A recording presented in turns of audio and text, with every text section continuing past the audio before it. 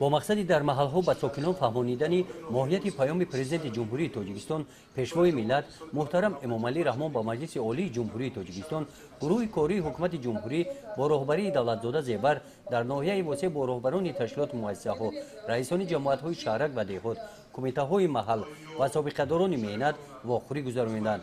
در این جمع آمد دولتزاده زیور محتوای پیام سالانه پرزیدنت جمهوری تاجیکستان را در سمت سیاست داخلی و خارجی شرح داد. او قید کرد که ما جانبدار نظام جهانی عادلانه بدون جنگ و نزاع، گسترش همکاری و شریکی برابر و سودمند همه کشورهای عالم، تامین امنیت جهانی و منطقوی برای سازش و مکالمه سازنده میباشیم.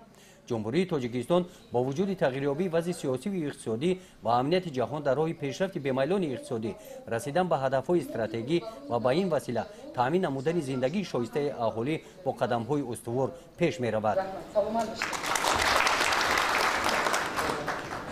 در این چورابینی نماینده سودی عالی جمهوری تاجیکستان بهروز شفا عاید پهلوهای حقوقی در پیام سروری مملکت در شدند قید نمودند که معرفت حقوقی اهالی بالا برداشته شود. نماینده مرکز تحقیقات استراتژی نزد پرزیدنت جمهوری تاجیکستان معلمان دانشگاه دولتی کولاب سمت‌های پهلوهای دیگری پیام پرزیدنت جمهوری تاجیکستان را شرح دادند. ظفر میرزایان در برآمدشان قید نمودند که سال 2018 اعلان شدن سال رشد سیاحی و هنرهای مردمی با جلب ساکنان با کارهای خانگی آزاد شدن آنها از پرداخت اندازها و پس کردن سطح کم بضاعتی مساعدت می‌نماید.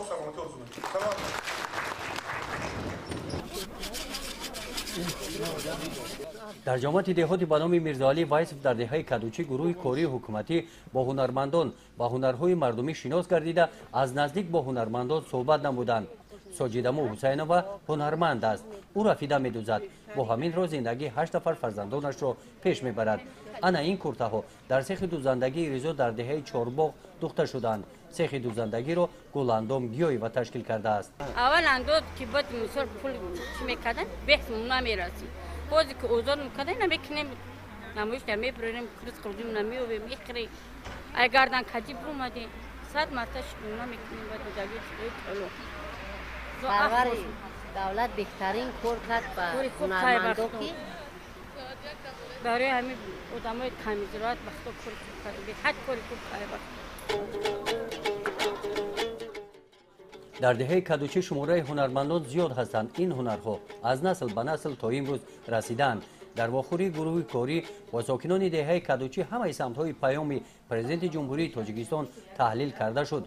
در این واخوری برآمد کنندگان قید نمودند که در تاجیکستان برای رشد سیاحی امکانیت‌های خوب مهیا میباشند که این را باید ثمرناک استفاده نمود. گزارش خواجه نظریف خدای نظر ظهوروف از ناحیه واسع برای برنامه اطلاعاتی نویس.